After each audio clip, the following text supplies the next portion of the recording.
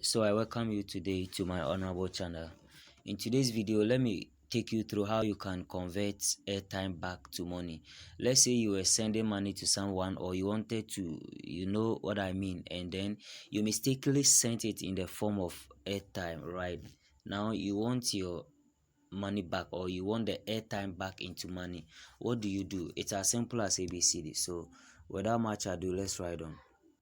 Alright, you just open your dial pad and then you press star 170 hash. Okay, so here you select option 6, which is against my wallet. Select 7, which is reversals, right?